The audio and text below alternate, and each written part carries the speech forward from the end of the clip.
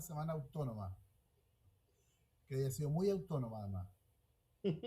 Eh, bueno, vamos a comenzar, les damos la bienvenida, los voy a dejar con el profesor Víctor, con esta segunda patita del concepto del conjunto folclórico. Nos vemos en un ratito más. Bien, vamos un poco a repasar los conceptos que habíamos visto antes. En, en general, cuando hablamos de las tres dimensiones del folclore, nos deteníamos en la tercera dimensión, que es folclore proyección, que favorece también de absolutamente, se alimenta de lo que es el folclore vida y se ve favorecido por el folclore ciencia en los estudios y la observación y el recoger información para hacer proyección de algún modo para que esta proyección artística, esta proyección se forma en una proyección más artística en realidad, y cuyos agentes son principalmente los conjuntos folclóricos.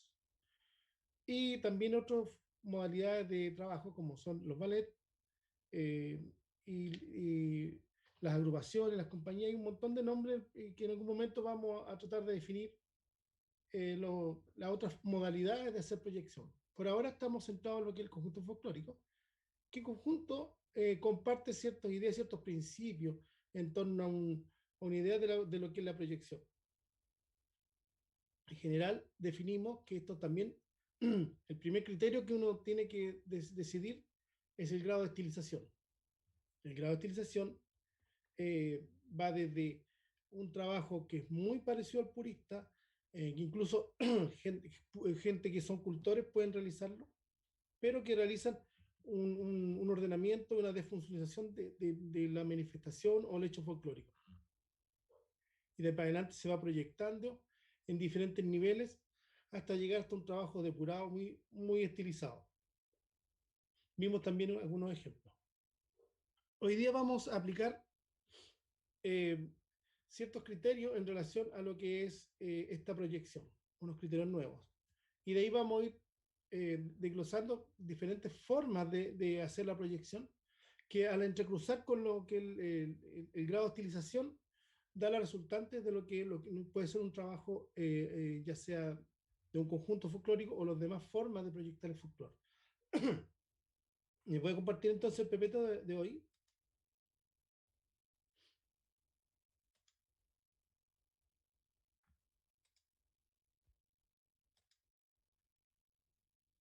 Ok. En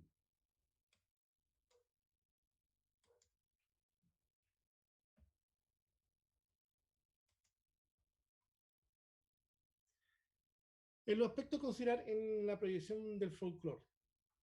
El primer aspecto a considerar, vamos a hablar de la situación temporal. ¿A qué nos referimos a esto?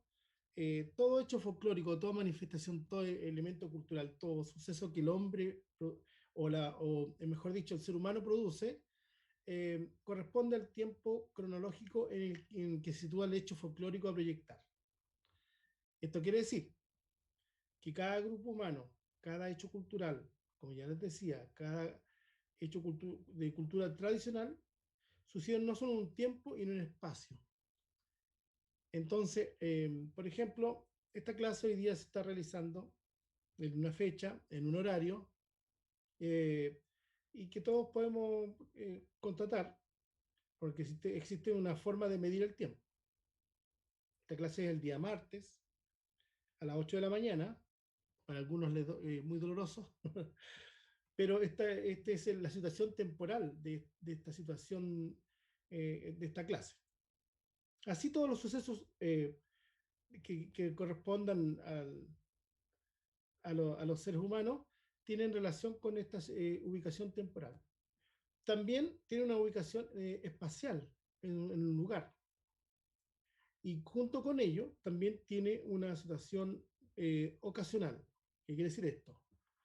La situación ocasional en estos momentos sería que nos hemos juntado en este tiempo, en este momento, en este espacio. ¿Para qué? Para una clase. En este caso, una clase de cultura tradicional, y principalmente de la clase de conjunto folclórico. Entonces serían los tres contextos. los tres elementos, los tres factores que están incidiendo. Entonces, según esto, es lo que nosotros debemos ubicar una proyección folclórica, según eh, estos tres elementos y muchos otros más. En este caso vamos a analizar esto de forma específica. Entonces, la situación temporal va a corresponder al tiempo cronológico en que se va a situar el hecho folclórico o una manifestación. ¿Ya? El hecho folclórico habíamos definido que era un conjunto de manifestaciones. Generalmente una manifestación folclórica, una manifestación de la tradición, no se da en forma aislada, sino que se da principalmente por una situación de varias expresiones. Por ejemplo, si estamos en una fiesta popular, después de una faena campesina, generalmente, ¿qué va a pasar en ese momento? También se va a realizar una comida, la gente va a hablar de un modo específico. Entonces, hay un conjunto de expresiones que se están dando y a eso le llamamos hechos folclóricos. ¿Ya? Considerando todas las posibilidades, un hecho folclórico, sus manifestaciones se consideran. Entonces, vamos a dar un cierto ejemplo. Entre los años 1900 a 1950 aproximadamente. Eso por decir, cuando damos una situación temporal en torno a que tal manifestación o hecho folclórico se, hay evidencia de que esa expresión en esos años, en ese rango de años, se manifestaba, se expresaba, o la comunidad la realizaba o la convocaba. Entonces, esto es por decir un ejemplo.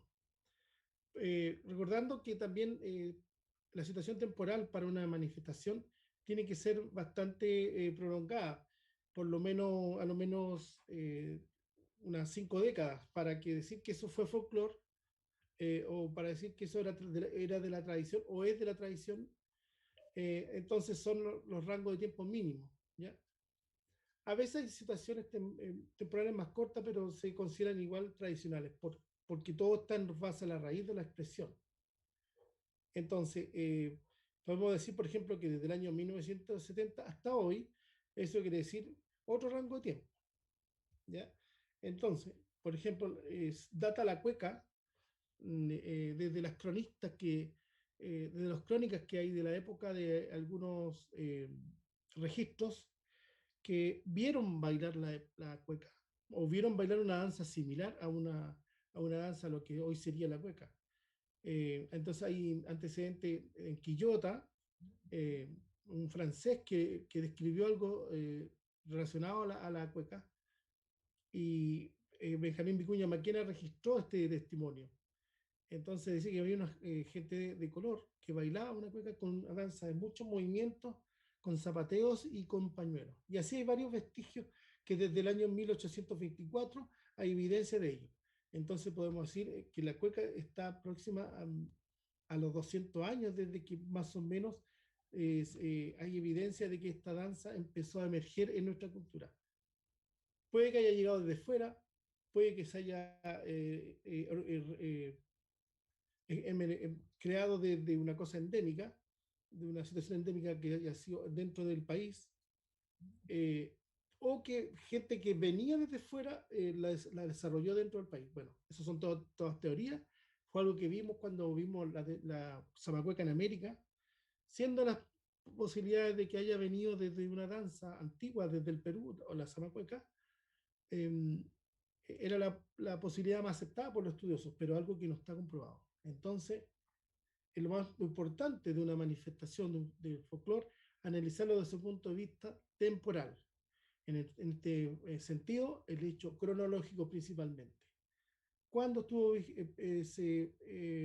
hay evidencia o cuando los historiadores hablan de este hecho folclórico. Lo que nos dice la tradición es otra cosa. La tradición a veces viene hablando de que hace algunos años existen ciertas expresiones. Bueno, en relación a eso también hay varias situaciones a considerar. La vigencia. La vigencia se refiere al hecho folclórico cuando se sigue manifestando por la comunidad en forma espontánea en la actualidad, residualmente o desapareció. Entonces hay estas tres posibilidades: cuando el hecho folclórico, la manifestación, o cuando la comunidad expresa estas situaciones en la actualidad, actualmente, residualmente o desapareció. Cuando se habla de la actualidad, quiere decir que estas expresiones, estas manifestaciones, el hecho folclórico en sí o alguna actividad realizada por algún hombre o mujer que tenga relación del modo tradicional de vida, y que esto hasta hoy, en la actualidad, en esta forma espontánea folclórica, se expresa. Puede ser que está en estado de extinción y a esto se le llama una vigencia residual. Entonces, esta vigencia residual se refiere a que hay personas que todavía conservan por tradición la manifestación, no por una cosa turística o de decreto. ¿Qué quiere decir esto? Hay algunos lugares en Chile que se realizan actividades que son de carácter tradicional o que fueron de carácter tradicional y que se hacen con un sentido principalmente, se recrean no por la comunidad de forma espontánea, sino que se hace por el turismo. Por ejemplo, hay algunas trillas que se están realizando por turismo, que es la trilla es el recoger el trigo, llevarlo a una zona, un lugar hecho para esta situación, que se llama la era, que es un sector circular, un enrejado, y ahí se ponen todos los montones de trigo, los fellones, y a yeguas se hacen trotar a yeguas, se hacen correr alrededor durante mucho rato, para que al pisar el animal vaya soltando el trigo de la espiga, de la paja. Entonces, este correr de las yeguas hace que se suelte y después eso separa el grano de la paja en este caso. Y esa acción es una acción bastante antigua, pero que en Chile se hacía porque esto dejó de realizarse. ¿Ya? De ahí vamos a ver un ejemplo y lo vamos a situar más temporalmente. Entonces, esto perdió vigencia. ¿Ya? Y hay una localidad, por ejemplo, Peyúgue, en la séptima región, en donde el sector costero se realiza una trilla, se convoca a la gente y se realiza con gente que vivió las trillas, pero que esto ya no se hace por una funcionalidad del trigo, sino que ahora existen las máquinas. Muchas cosas de la vida moderna va reemplazando estas expresiones y va muriendo estas expresiones que son tradicionales. Entonces, esta forma tradicional de trillar, en este caso, este grano, se realiza con estos animales. ¿Por qué las yeguas se hacía? Porque se dan cuenta que el peso de la yegua, más que del caballo, era más liviano. El caballo molía el grano, entonces no servía el caballo para este fin. Entonces se hacía pisar estos vellones de trigo por yeguas, que son más livianitas. Entonces, después esto se separaba. También por una forma tradicional. Todo esto era la trilla. Y la trilla pasaba a ser todo un hecho social, porque se juntaba y era como una especie de fiesta. Había fiesta después también, se comía, se bebía. Generalmente, al medio de todo el montón de trigo que era enorme, se sentaban las cantoras y ellas, igual que en el rodeo, cantaban y cantaban animando esta faena. Entonces, todas estas expresiones perdieron su vigencia.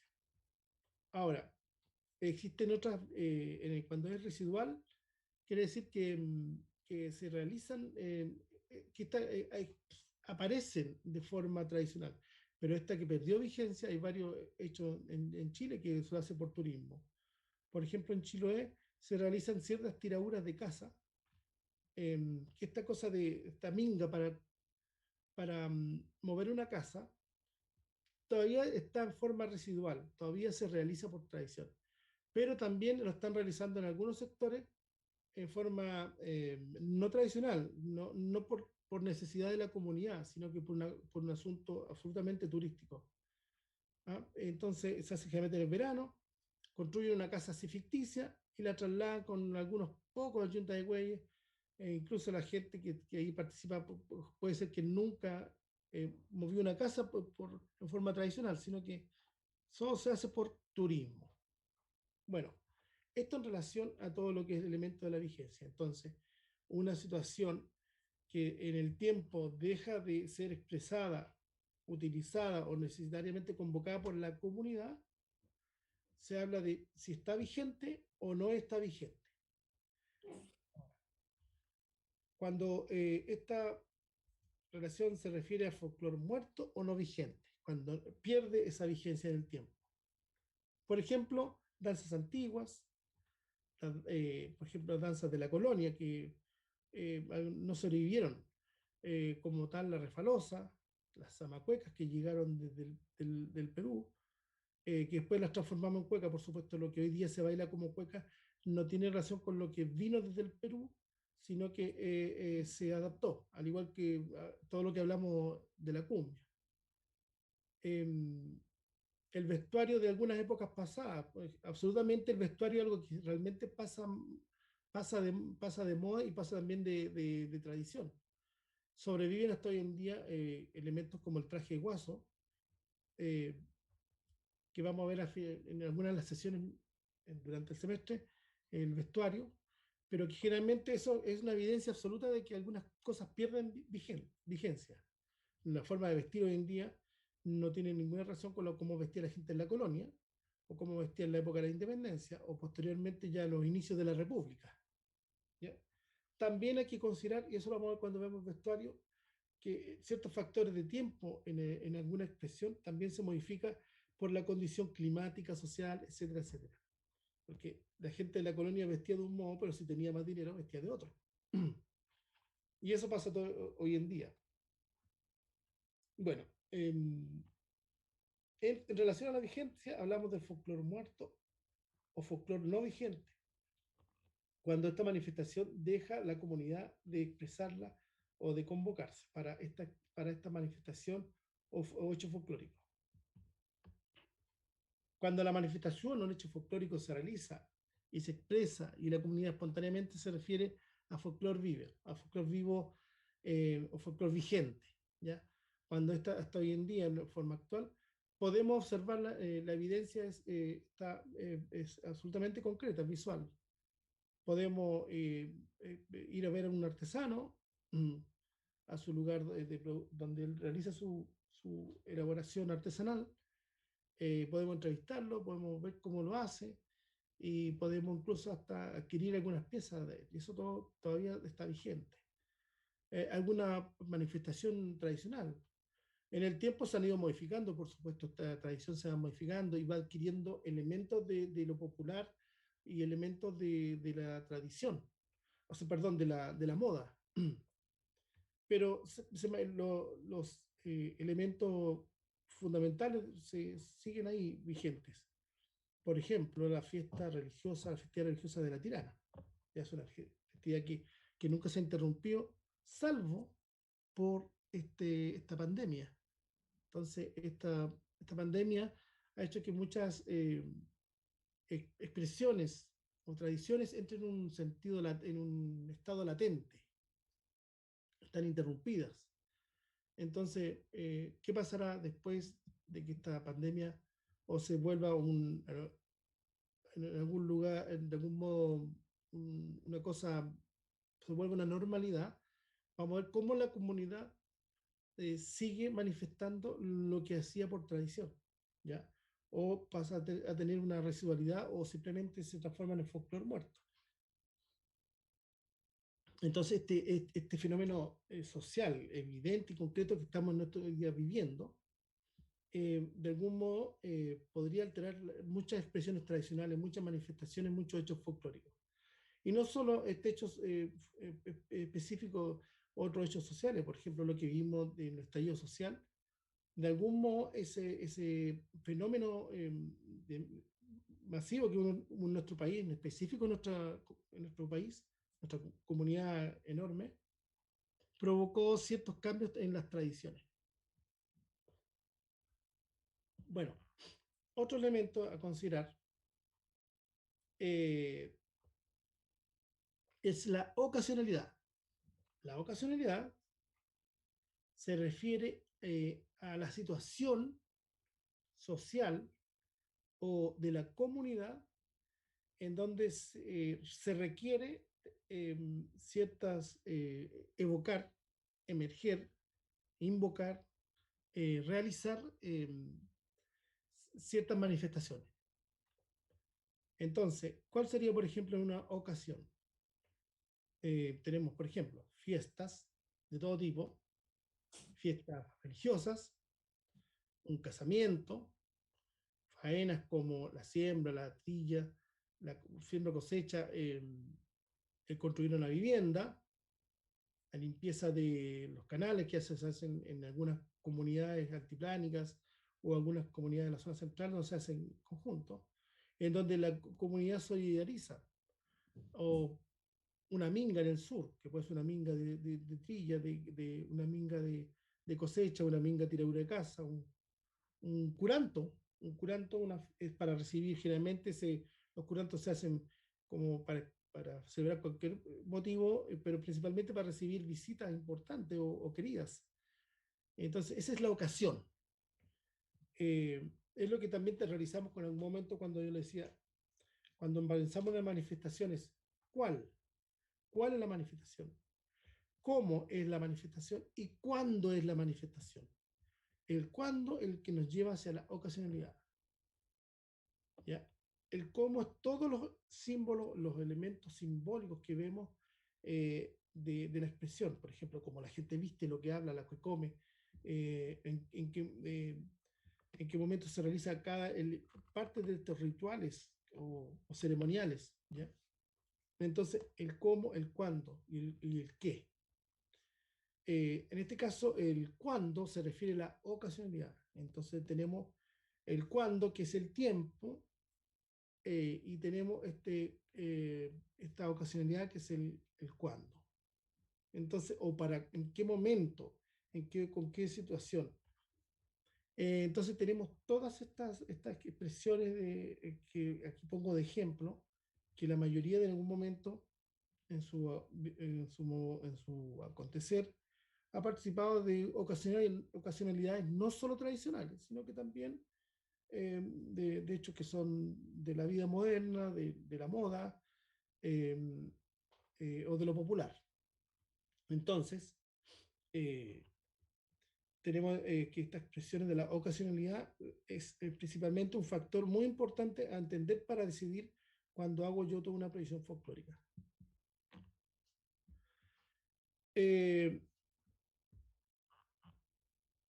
bueno, en realidad, en relación a estos tres elementos que vimos, que son el tiempo, la ocasionalidad y la vigencia, ¿ya? La vigencia tiene relación con cuánto tiempo. Tendríamos que contrarrestar, entrecruzarlo con los elementos de lo que llamamos la estilización, ¿ya? Entonces, podríamos ver varios ejemplos. Aquí vamos a tener un ejemplo. Por ejemplo, la predicción del grupo folclórico se entrecruza con estos tres elementos que recién mencionamos. Vamos a analizar solamente, no vamos a hablar de la estilización.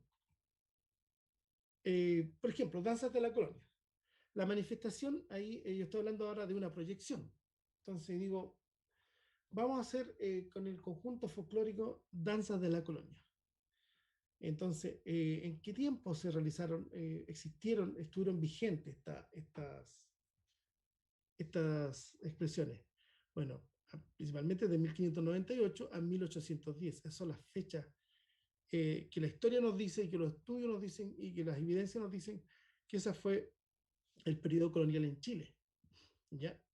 Y que tiene que ver con desde que llegan los españoles y hacen sus primeros asentamientos de vida y forman, y principalmente los conquistadores europeos, y construyen ciudades a su modo, a su forma, y hacen lo que se llama la conquista, y después cuando empieza el modo de vida en las ciudades o en las zonas rurales, eh, hablamos del periodo colonial, que por supuesto a las culturas nativas también les afectó y también modificaron su modo de vida. Entonces, seguimos hablando de que los procesos sociales son los que modifican esto, porque en el fondo este es una forma, la expresión tradicional es una forma es un hecho social también. Bueno, esto es, con nuestro grupo decimos vamos a hacer danzas de la colonia, hablamos en su tiempo, de 1598 al 1810 más o menos. Esto, en tradición no se habla a pesar de que la cronología tiene que ver con el tiempo, no se habla que esta manifestación sea en el momento, en el minuto, dejó de manifestarse. Siempre se habla de un proceso, de un periodo de tiempo que se observa y un periodo de tiempo que empieza a desaparecer o que se mantiene hasta hoy en día. La Azul, ocasionalidad, ¿sí? disculpe una pregunta que se me acaba de ocurrir algo y quería preguntarle. Por ejemplo, respecto con el fenómeno de las mujeres que bailan cueca sola, en septiembre por motivo de los detenidos desaparecidos, ¿esa podría considerarse una manifestación vigente y a la vez espontánea de folclore o me equivoco? Sí, mira, Raquel Barros, que fue una folcloróloga que falleció no hace mucho tiempo, que poco se conoce de su labor, ella estudió este fenómeno y ella lo reconoció como una expresión de la tradición. Y ahí ella decía que no siempre estas reglas del folclore tienen que ver con lo que hoy día se acepta para hablar de una tradición, eh, sino que hoy día se habla de que hay ciertos hechos sociales o culturales que se toman elementos de la tradición en forma inmediata. En el caso de los detenidos desaparecidos y de esta cueca de la mujer sola, es un hecho que podemos decir absolutamente que es a partir del golpe militar del 1973 en adelante, en donde estas mujeres que quedan solas eh, comienzan, ya sea no solo porque su pareja, su marido, sino también su hijo o su hermano o quien fuera, un hijo, principalmente las madres, empiezan a reclamar y a declamar por esta hecho triste en nuestra historia. Entonces, Raquel Barro decía que sí, era un hecho tradicional, porque ellas tomaban la cueca como elemento y cantaban una canción específica de este hecho trágico. Y esa cueca ya se considera tradicional porque eh, va perdiendo el interés, el foco de autoría, sino que se habla de la cueca de la mujer sola.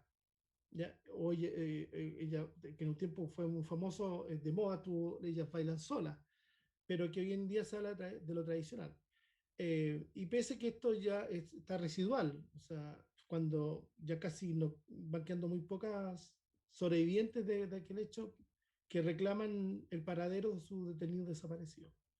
Entonces, lo que tú señalas, sí, se considera, hay elementos que sí toman rápidamente, toman todos los elementos de las manifestaciones de la tradición, y a pesar de que se conoce el tiempo, el hecho, y tiene un grado de duración muy corto, se consideran tradicionales, se consideran de la tradición. Profesor, o sea que cuando estas mujeres familiares mueran va a dejar de ser Vigente. el- no, me refiero, dejarían de existir cultores, pues, por ejemplo, si alguien lo hace esto como para conmemorar lo que pasó, más no porque le haya ocurrido, dejaría de ser como folclore como tal. Absolutamente, porque, por ejemplo, los grupos folclóricos a veces, o grupos sociales, que, grupos culturales también, que están manifestando un poco esta deuda histórica, ellos toman estos elementos y los recrean, fondo, pero no porque ellos vivieron una situación, sino que generalmente se atribuía a las mujeres en especial que vivieron esta situación, ¿ya? A, que tuvieron un detenido desaparecido, ¿ya? Entonces, todo lo demás es igual como recordar bailar las danzas de guaso, que ya no tienen vigencia, es como recordar las mismas trillas, estaría en ese plano, en un folclore muerto, en un folclore ya no vigente. Por ahora está residual porque todavía hay eh, Claro, eh, todavía queda. claro, de hecho hay hijas que reclaman a sus padres o a su hermano. Mm. Entonces, o incluso sus abuelos. Bueno, aquí hay una variedad, pero generalmente este fenómeno Víctor, se considera dentro de la tradición. Víctor, Y que en algún momento, ¿sí? quisiera complementar lo que estás diciendo sobre el tema de la pregunta que hace Dago, ¿no? Sobre el baile de la cueca sola. Eh, las mujeres y los hombres siempre han bailado solos. Es una cosa que tú de alguna manera insinuaste o deslizaste, y eso ha sido parte de nuestras tradiciones. La gente, han habido hombres, por ejemplo, que bailan en fiestas, bailan solos, pero eso es antiguo, es de muy antiguo. La cueca sola de la asociación, de la agrupación de familiares detenidos desaparecidos, es toma un elemento de nuestra tradición y le da un carácter y le da una connotación distinta. Esa es la valoración. Como dice Víctor, son generaciones, va a ser intergeneracional. Pero el hecho de bailar solo o sola es una cuestión que tú lo puedes ver incluso al día de hoy. O sea, uno va, recuerdo perfectamente lo que eso produce, ya sacándolo del espacio de la agrupación de familiares. Produce cuestiones muy interesantes de comentarlas sobre las danzas que hacen las personas solas, especialmente las mujeres. Eh, Quiero cerrar esta historia con una investigación que se hizo el año 82, en que se fue a una fonda en Rancagua. Fíjense ustedes un espacio de folclore, Popular. un espacio popular, ¿no es cierto? Y los estudiantes de Santiago, jóvenes y hombres y mujeres, fueron a la fonda y estaban investigando qué es lo que pasaba en la fonda, en una especie de ramada, en un lugar muy rural. Y las chiquillas que eran parte de un curso de una universidad empiezan a sentir música y ellas comienzan a bailar solas. ¿Te fijas? Y produjo una cuestión interna entre las personas que era muy inusual. O fue muy cargado el gesto para las personas que vivían ahí dentro y se produjo una revuelta que si tenemos tiempo alguna vez la podré contar en términos completos. Eh, las personas, hombres y mujeres, han bailado entre hombres, han bailado entre mujeres, y es una cultura que sigue siendo hasta el día de hoy. Tú vas a una fiesta y vas a ver que hay gente que baila sola. Ahora ponle una música cualquiera, pero hoy día ponle una música tradicional chilena y vamos a ver que eso se producía. Lo que hizo la agrupación fue llevar ese acto a una denuncia absolutamente válida, que es básicamente tomar una cueca que pertenecía a una señora que tenía a su vez, esa cueca está dedicada, por ejemplo, la cueca sola, que acompaña esa danza, es de la folclorista que se llama Hilda Torres. Hilda Torres hizo esa cueca en los 70, la hizo para su hermano, porque su hermano era un desaparecido, ¿no? Que había creído en la citación que le habían hecho, había ido y había desaparecido. Y a partir de ahí, la agrupación en el año 78 hace la primera presentación de esta cueca en público, en un acto político que se hizo. Quería complementar aquello. Lo que hizo la agrupación fue tomar la cueca de la Hilda, que fue una cueca bastante tradicional, del casco bien tradicional, y llevada a una danza, pero para expresar el drama de las mujeres que estaban perdiendo a cualquiera, a sus hijos, a su madre, o sea, a su padre, a cualquier desaparecido. Pues esos son los datos de la cueca, en términos modernos. Eso más quería decir, Víctor. Ah, hay tantos los elementos de la tradición. Es una cueca que tiene más que nada características campesinas, tanto con su canto como en su baile. Pero son gente, la mayoría urbana. Entonces, tiene todos los elementos que están de la tradición, pero que evocan una situación de un hecho social que, que cubre todo un país. Bueno, eh, aquí hay varios ejemplos entonces donde podría ser esta tradición folclórica. De hecho, estas mujeres detenidas desaparecidas crearon esta agrupación y ellas desarrollaban esta muestra, la hacían con el formato del conjunto folclórico. Ellas sentadas con sus guitarras, con la foto en el pecho de su detenido, y comenzaban a cantar y salían adelante a bailar. Tenía este formato. Entonces, como ya hemos señalado, esto está considerado dentro de la tradición, a partir de un hecho brusco, de un hecho violento de nuestra historia. Bueno, si un grupo también quisiera, por ejemplo, en el ejemplo segundo, aquí quisiera ver variantes de la cueca en Chile. Ya vamos a hacer variantes de la cueca, vamos a mostrar la cueca de diferentes partes de Chile o de formas de bailar. Vamos a ver la cueca brava, vamos a ver la cueca campesina, una cueca más de salón, como le llaman, de guasos, etcétera, etcétera. Ya habíamos señalado que la cueca viene desde el 1824 aproximadamente hacia acá. Y su ocasionalidad siempre, la cueca aparece en fiestas patrias, en fiestas populares. Generalmente cuando aparece, bueno, aparecen muchas otras ocasionalidades, pero eso es como para ejemplificar. Y está vigente. En cambio, las danzas de la colonia, por decir por ejemplo, otro ejemplo, se realizó en fiestas de salones aristocráticos principalmente. ¿Ya? Eh, Todo lo que era la sociedad emergente más pobre o, o sometida no tenía estas expresiones de los salones que venían de una invitación de Europa. ¿Ya? Bueno, todo esto ya no tiene vigencia. Ahora digamos que el conjunto folclórico vamos a recrear la fiesta de la trilla como si la faena, pero cómo el pueblo la realizaba en aquellos años. Bueno, la trilla es un elemento que viene desde la época de los egipcios. El trillar es muy antiguo, que hay diferentes técnicas, formas, pero se ha mantenido y la traen los conquistadores. Eh, pero se extingue en la forma tradicional a mediados del siglo XX, por el año 50, podríamos decir, o 60.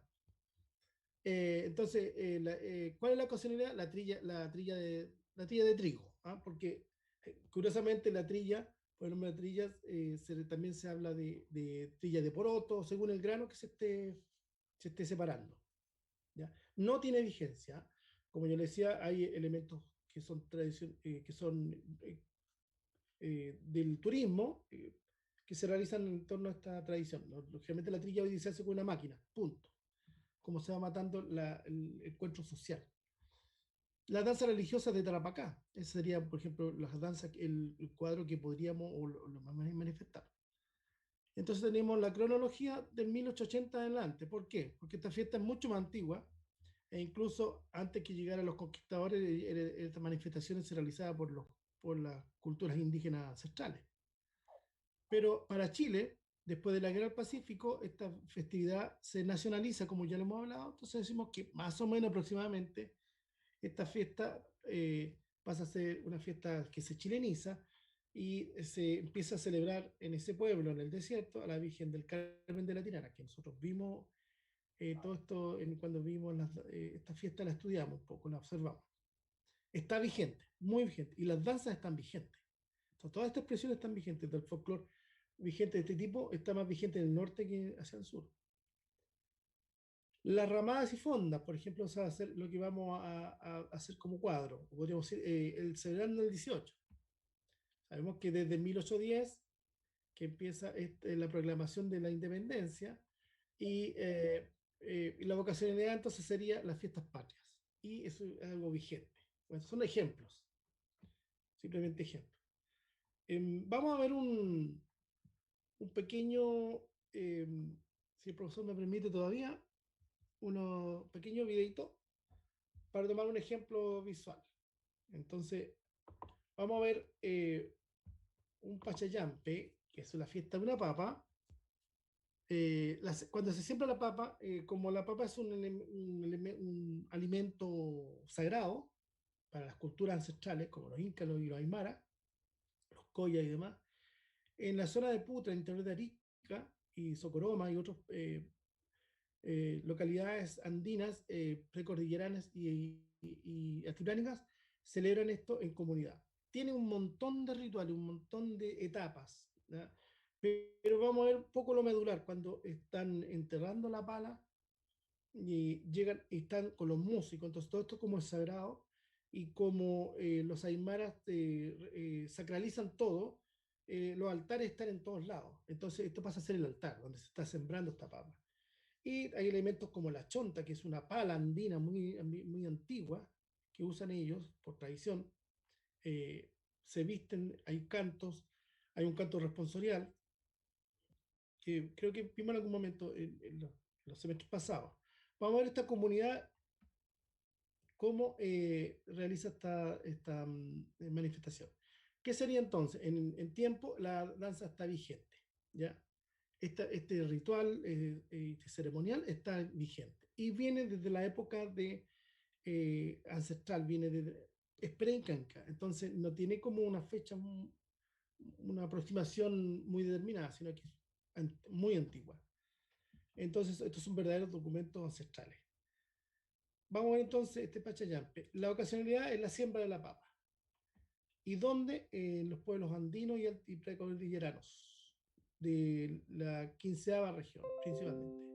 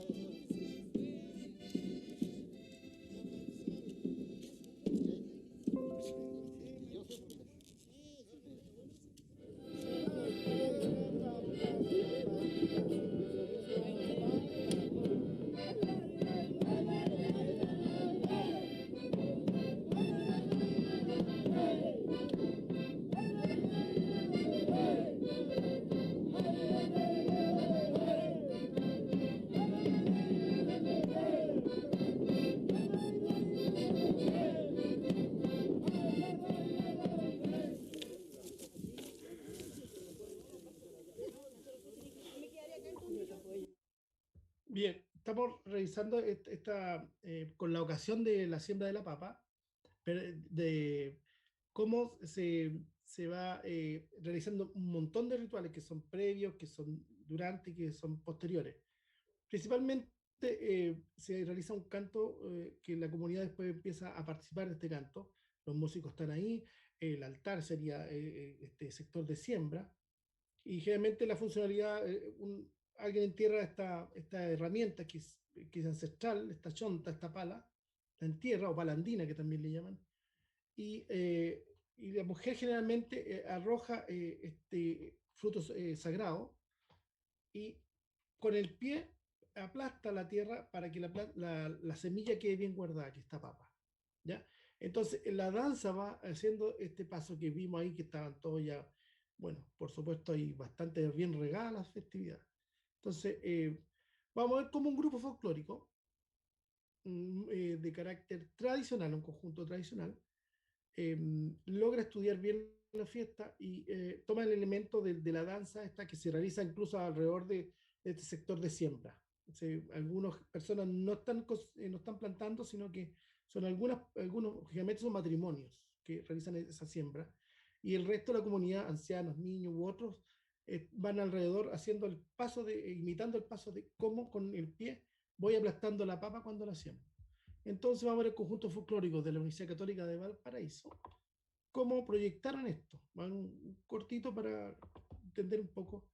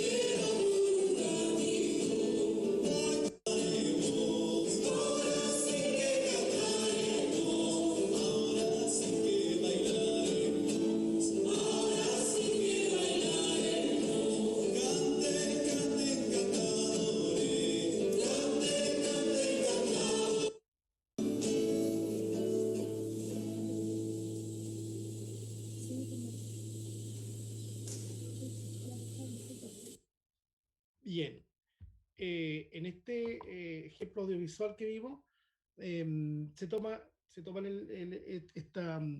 elemento que es sembrar la papa. En la ocasionalidad es Pachayampe, esta siembra. Y tiene elementos temporales como algo que se sigue, que está vigente. Se toman el vestuario, la observación del grupo y están repasando un vestuario un poco más actualizado, como visten hoy en día, porque esta festividad hace años atrás vestían de otro modo. Entonces, todos elementos que hay que ir considerando. Y ellos toman un grado de estilización bajo, me refiero cercano a lo que es tradicional en cuanto al canto, en cuanto al vestuario, en cuanto a la forma de bailarlo. Pero como uno lo ve, ya como no son gente de la tradición, adquiere un grado de estilización. Ese es el tema por hoy día y los dejo con el profesor. Muchas gracias, profesor Víctor. ¿Hay alguna consulta que quieran realizar los estudiantes que están presentes hoy día?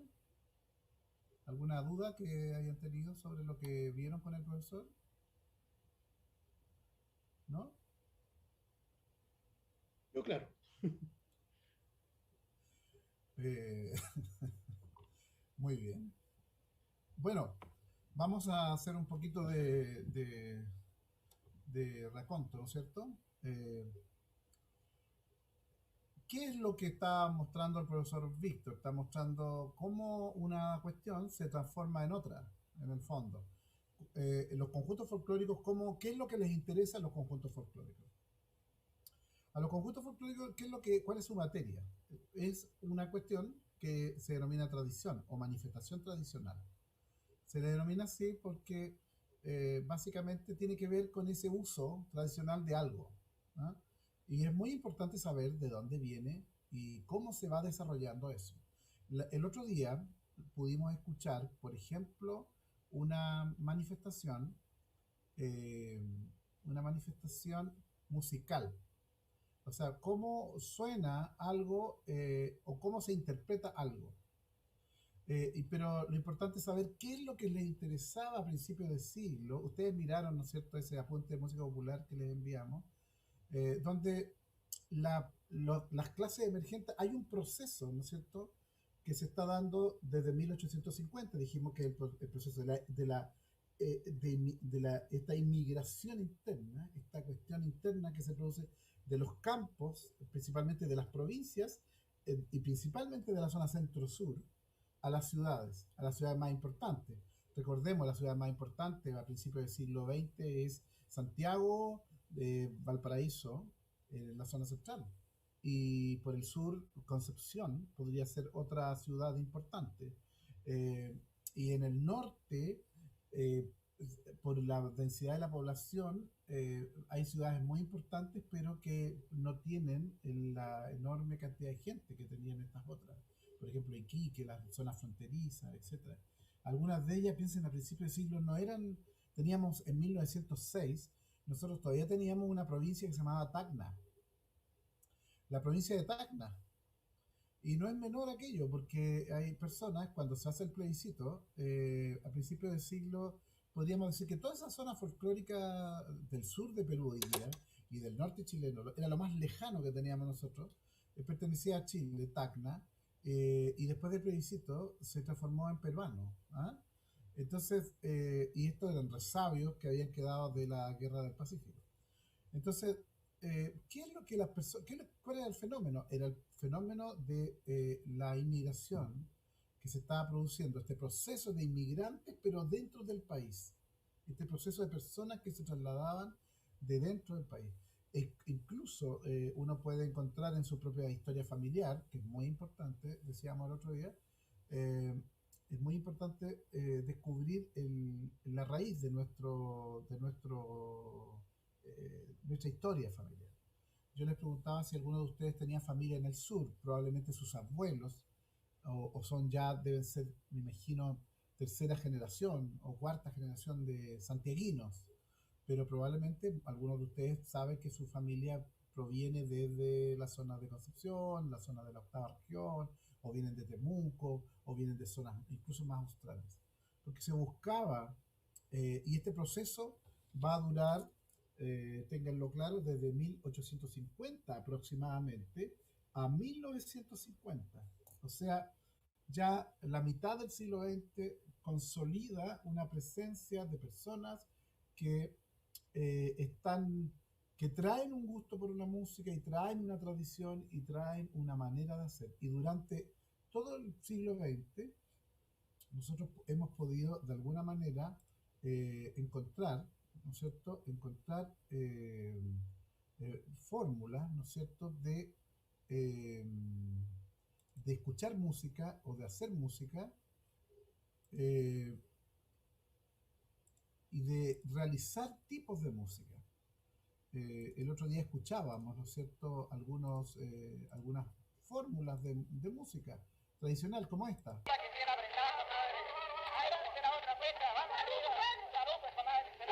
Esta es una cueca, pero es una cueca que está grabada en 1906, aproximadamente, imagínense.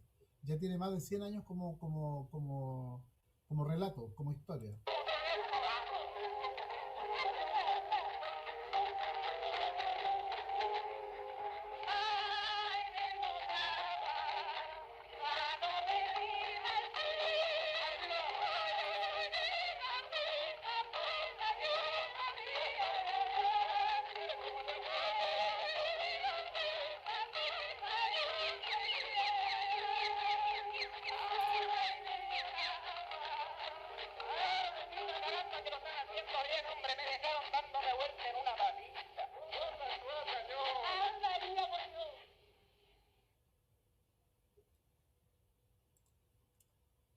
Si ustedes se fijaron, la escucharon, ¿cierto? Siempre es bueno saber que escucharon. Si alguien me pone un dedito para arriba o algo, alguna emoción, se escuchó. Esa cueca de 1906 se llama Tonada Amorosa. Imagínate, fue grabada en un sistema, en el sistema de música no se grabó en una Tascam, digamos, o en una Behringer, o con interfaz, o qué sé yo, no había de eso.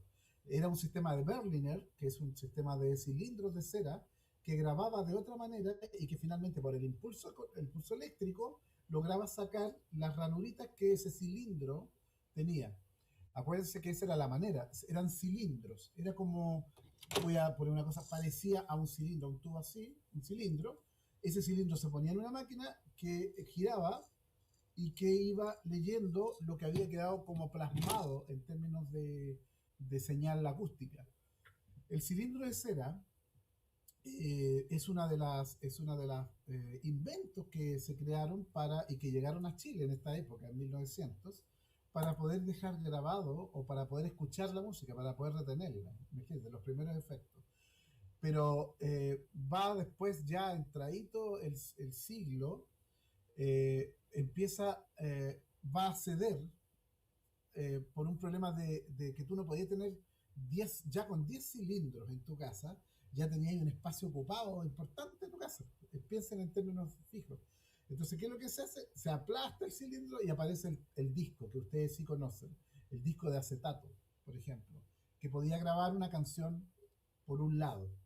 Bueno, la evolución de ese disco nos va a permitir conocer otras manifestaciones. Por ejemplo, escuchemos otra selección de este tema. La porteña para la casa de Fraipán.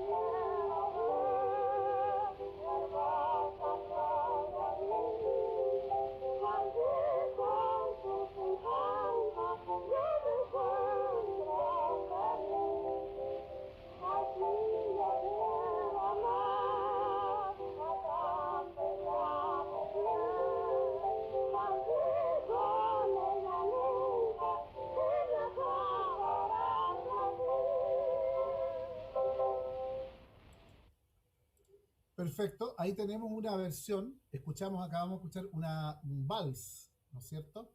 Que se llama La Porteña. Y ese vals es de 1910. ¿Alguien me puede decir eh, cómo es la armonía? A diferencia de la cueca de la japonesa, que es de 1906. ¿Cómo es la armonía? ¿Cómo es la armonía de las voces?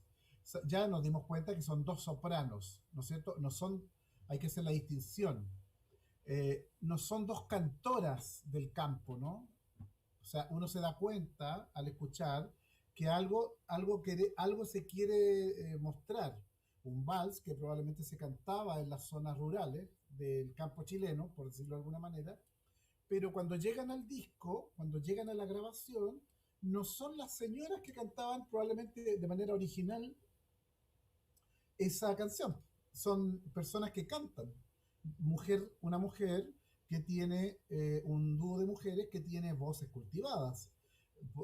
Nos damos cuenta, cuando decimos voces cultivadas, se denominaba era una frase para decir cuando tú tenías estudios de canto. Voces cultivadas, voces preparadas, ¿no es cierto? Y aquí tenemos dos sopranos. Ahora, la armonía, ¿cómo es? ¿Quién se fijó cómo era la armonía? ¿Qué podríamos decir de la armonía de esa canción, de la canción que acabamos de escuchar?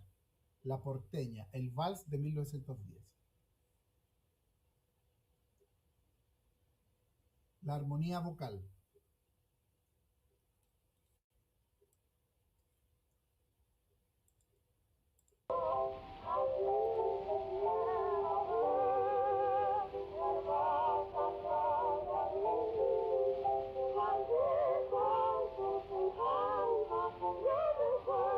Ok, ¿qué me dicen de la armonía? ¿Cómo está hecha? ¿Por sextas paralelas? ¿Por sextas o por terceras? Por tercera. Parece que es por tercera, ¿no? Sí. ¿Todo el mundo entiende lo que está diciendo Marcelo Armijo Fernández? Por terceras paralelas. ¿Y de dónde sacó esto de las terceras? Claro, ¿de dónde sacó esto el dúo de las porteñas? ¿De dónde sale esto? Bueno, para poder comprenderlo, nosotros podemos saber que en ese momento ya hay en Chile escuelas de música. Existe el conservatorio. Acuérdense que ya el conservatorio viene desde el gobierno de Manuel Bulnes. Por lo tanto, la armonía, que es una técnica donde las terceras paralelas no son bien vistas, ustedes ya lo saben por sus principios básicos de contrapunto, que ya lo han visto, saben perfectamente que si van a hacer tres terceras seguidas, se les permite tres terceras seguidas y no más. Habría que, de alguna manera, romper esa lógica armónica. Si uno decía todo el rato las terceras paralelas, ya sabemos que musicalmente, cuando nosotros tenemos un grupo folclórico, el grupo folclórico sabe que armoniza por terceras paralelas. Básicamente porque esta tradición que está instalada ahí en 1910, hace más de 100 años, se quedó para siempre en nuestra música. Se quedó esto de hacer armonía paralelamente. Por ejemplo, lo voy a llevar a un ejemplo más práctico, ¿no es cierto? En que nosotros miramos, tengo aquí una canción. Si ustedes ven esta canción, que van a tener que cantar y van a tener que trabajar ustedes como músicos y músicas, aquí esta es una tonada. Si yo pongo el ejemplo, si yo a esta tonada, por ejemplo, la hago sonar,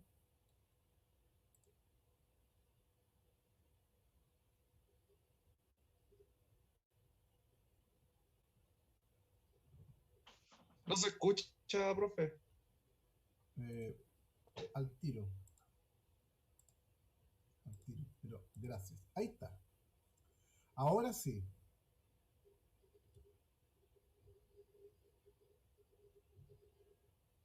Oh. No la escuchan todavía, ¿no es cierto? Ahora sí la van a escuchar.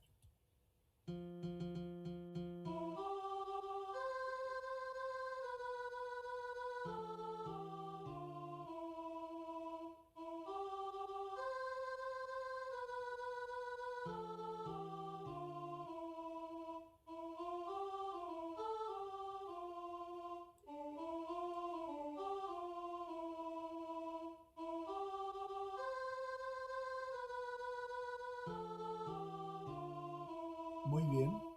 La única detalle que tiene esta partitura, que lo vamos a corregir inmediatamente, es que cuando tú trabajas con voces, cuando con la voz humana, siempre las corcheas, las semicorcheas, todo el conjunto de notas tiene que ir separado. Entonces tenemos aquí una melodía, ¿no es cierto? Cuando decimos terceras paralelas, decimos que a esta forma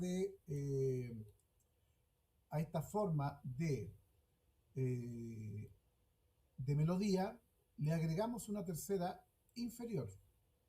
Por lo tanto, el sonido que va a acompañar esa primera voz va a sonar así.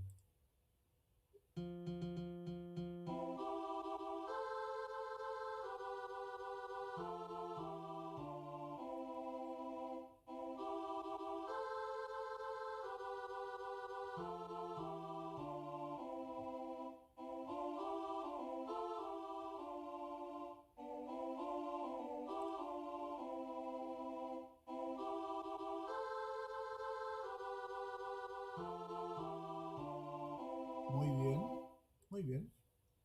Ahí tenemos una manera de armonía. Esa manera se llama terceras paralelas y esa es la manera con que los grupos folclóricos hoy día armonizan. Los grupos folclóricos que son más cercanos a lo que podríamos denominar la tradición. Lo loco es que esa no es tradición de nada, pero es una tradición que ya se instaló porque obviamente es el sonido que el público, entre comillas, por eso estamos hablando de conjuntos folclóricos, el público gusta de escuchar. A diferencia, por ejemplo, de armonizaciones que ya están un poquito más fuera de esa tradición, como lo que hablaba Víctor sobre los grupos folclóricos, ¿no es cierto? O los ballets folclóricos. ¿Quiénes se escapan de esa tradición? Obviamente, ballet como el Bafona, el mismo Bafocchi, eventualmente el Bafocchi, algunos conjuntos folclóricos que inventan o construyen su armonía de una manera menos pegada a esta tradición. Los invito a escuchar, por ejemplo, una canción del año 1910 que se llama El Martirio. Es interesante el Martirio, porque es una canción que si usted le pregunta a su abuelito si es que lo tiene vivo aún, o incluso a sus padres, podría ser una canción que ellos conocieron de manera oral, es decir, aprendieron a cantar de forma oral. Mira, fíjense. Esto que voy a poner, se llama El Martirio. Son repertorios que son importantes en la historia, en el desarrollo de esta tradición, esta pseudo tradición.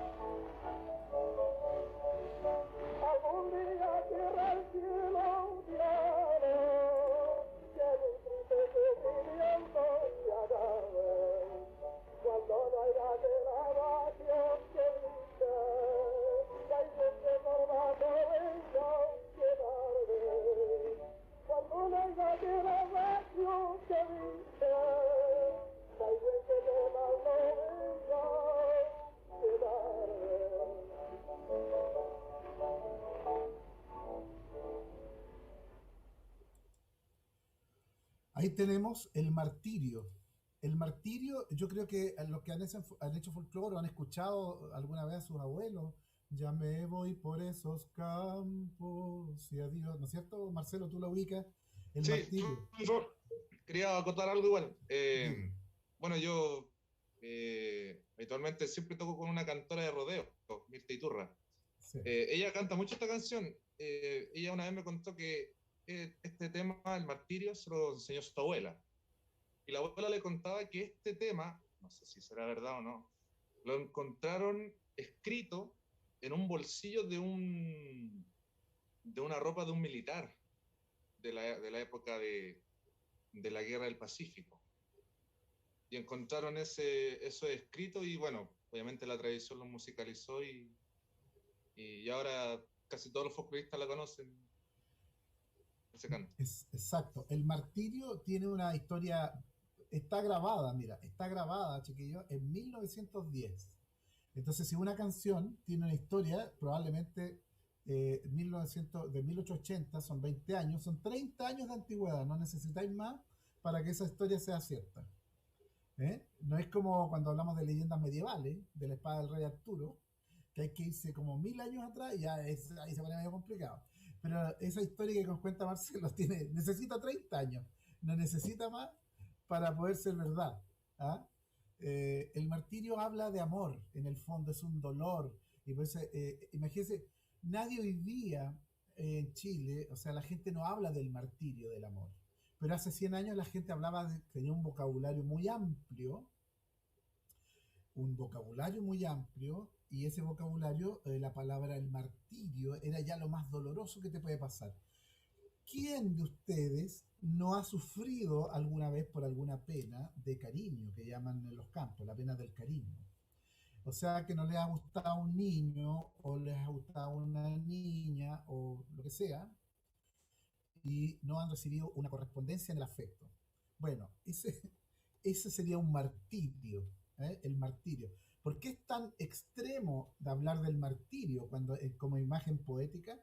Porque el martirio era lo que sufrían los santos en el Coliseo cuando se los comían los leones. Cuando los echaban a los leones, ellos sufrían un martirio, ¿no es cierto? El martirio de los santos, lo más terrible que podíamos tener. Ahora, si lo que acabamos de escuchar es un tenor que nos canta una canción. Sabemos que un tenor es una persona con una voz absolutamente trabajada, ¿no es cierto? Un tenor es una persona con una voz absolutamente producida, educada, ¿no es cierto? Esta selección que yo le estoy dando, tengo que de todas maneras eh, dar los créditos a quienes y cómo la obtuve, ¿no? Hace muchos años, bueno, como me imagino que ustedes también son iguales, uno a veces anda por ahí o andaba por las casas del centro que vendían música o cassettes. eh, y revolviendo las caseteras antiguas me encontré con un trabajo que habían hecho 3 sonidistas de la Universidad de Chile. La señorita Paulina Sangüesa, Carlos Martínez y Juan Ástica. Ellos hicieron una selección, lograron reconstruir a partir de rollos de esto que llama el cilindro, y de discos muy antiguos, lograron construir dos volúmenes de las músicas populares chilenas más antiguas que hay conocimiento, que es lo que estamos escuchando nosotros. Y que son grabaciones que están desde 1906 en adelante. ¿Por qué es importante? Porque vuelvo a insistir, de 1906 para irnos al siglo XIX hay 6 años de distancia, no requieres tanta historia. Entonces, ¿de dónde sale esto que estamos escuchando? ¿Cómo es? ¿Cuál es el fundamento o cuál es la evidencia de esta música que los grupos folclóricos se dieron maña de llevar al escenario, ya desde 1906 en adelante, sino antes, en esta lógica y de inmigración, como decíamos, este cambio de campo a la ciudad de las personas? Bueno, lo que necesitaban esas personas era escuchar, volver a sentir ese sonido de sus campos, de donde ellos vivían.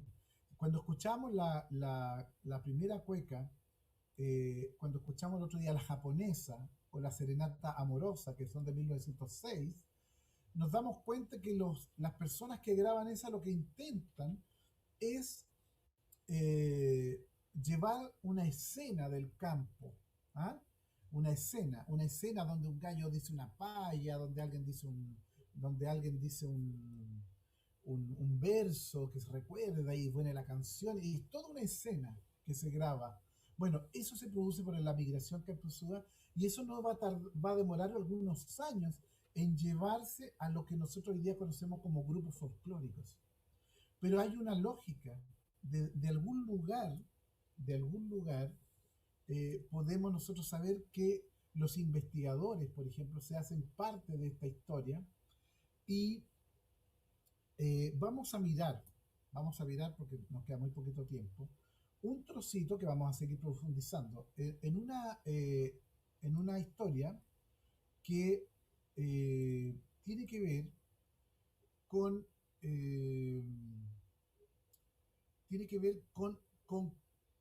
cómo las personas pudieron de alguna forma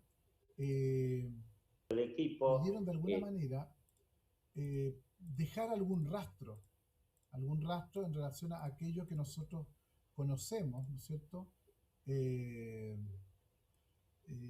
Y que de alguna forma nos dice qué es, de dónde salía o de dónde sale lo que los grupos folclóricos y cómo era.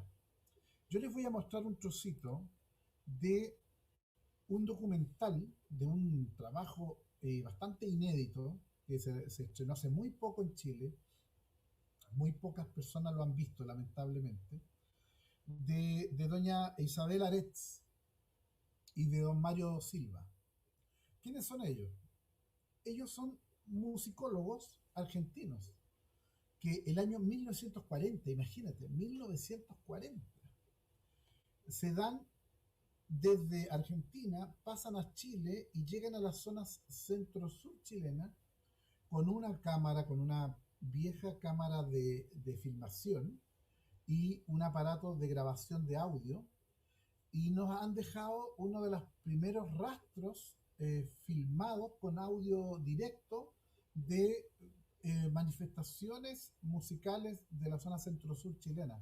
Pero ellos hicieron un viaje, imagínense, de 2 años, que iba desde Chile, Bolivia y Perú. Vamos a ver un trocito, solamente un trocito de estas manifestaciones chilenas, ¿no es cierto? Donde de la manera como ellos cuando llegan a Chile se encuentran con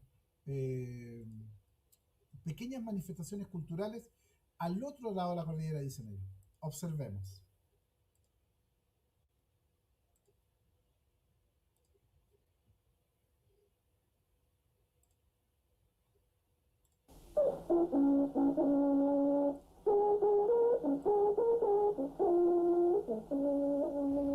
En Lonquimay entrevisté a una cacica araucana que vestía su ropa y adornos de plata tradicionales.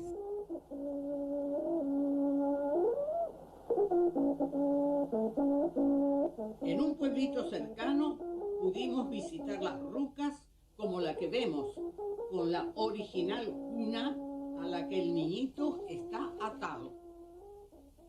Continuamos camino y atravesamos el túnel Las Raíces y nos quedamos sin nafta después de pasar por el río Quincaol. La compensación la logramos en Curacautín, donde pudimos grabar a una artista excepcional. Justina Figueroa se llamaba.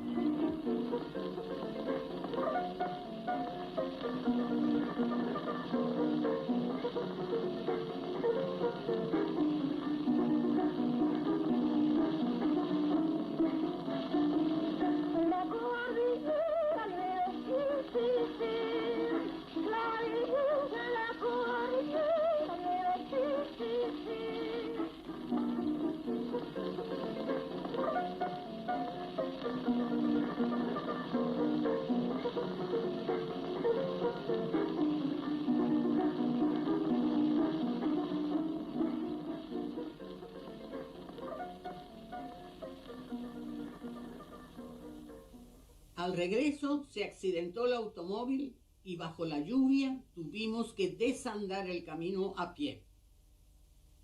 El año nuevo nos llegó mientras dormíamos.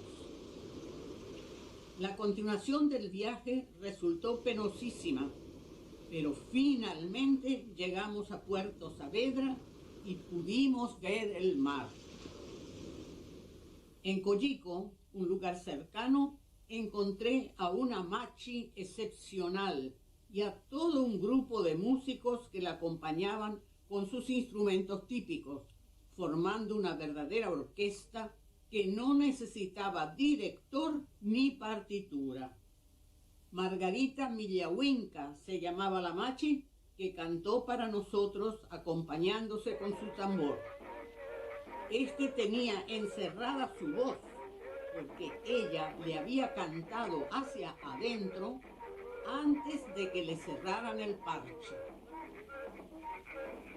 Por haberle facilitado un caballo para que pudiese visitar a un enfermo, nos permitió grabar un valioso repertorio que la sobrevivió y nos sobrevivirá a nosotros como testimonio de la auténtica música mapuche heredada de varias generaciones y hoy seguramente ya olvidada.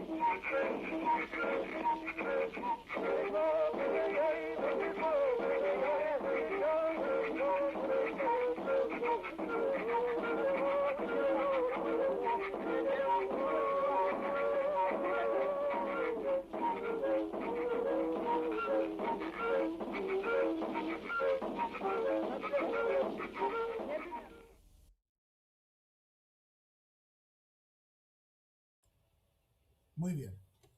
Ahí acabamos de ver algo que probablemente es uno de los más antiguos registros que hay de la señora Isabel Aretz. Pudimos ver un arpista tocando ahí en terreno tal cual. ¿Hay alguna diferencia? Marcelo, yo sé que toca arpa y pertenece además, tiene una historia larga con el tema de los conjuntos folclóricos, a pesar de lo joven que es.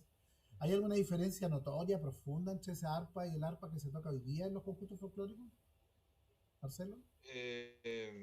Bueno, no tanto, pero las diferencias que hay en esa época a las de ahora, bueno, las clavijas eran de madera y la distancia. Yo una vez fui a ver una arpa chilena y claro, en las partes más agudas la distancia entre cuerda y cuerda es menor a los bajos, va Sí. como creciendo. Entonces yo igual acá noté que, claro, tiene esa disposición, pero las arpas paraguayas generalmente no son todas la misma distancia. Es como lo único que cambia. Esa es una lógica porque la cuerda no era una cuerda producida industrialmente. La cuerda Claro, más generalmente grave eran de alambre, eran antiguamente, alambre no. o eran, por ejemplo, tripa de cerdo.